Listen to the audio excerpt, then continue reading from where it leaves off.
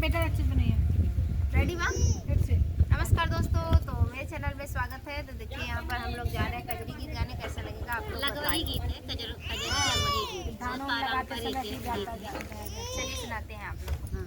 ऊपर नीचे कर दीजिए।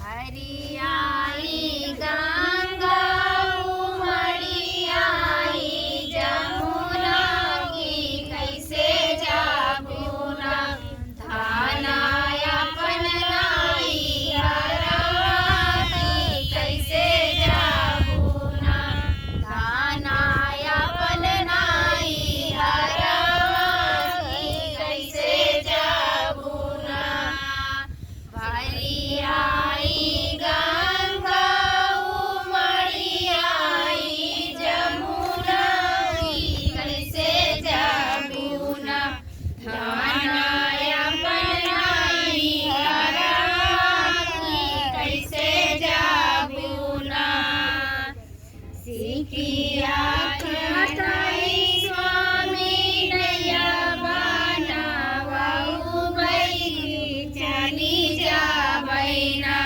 स्वामी अपन नाई हरवा की चली जाबैना सिकिया खटाई स्वामी नैया बनावहु बैगी चली जाबैना स्वामी अपन नाई हरवा की चली जाबैना टूटी जई है नैया डूबी जई है नैया की छूटी जई है ना धाना तोहरे नैहरवा की छूटी जई है ना धाना तोहर नैहरवा की छूटी जई है ना टूटी जई है सिकिया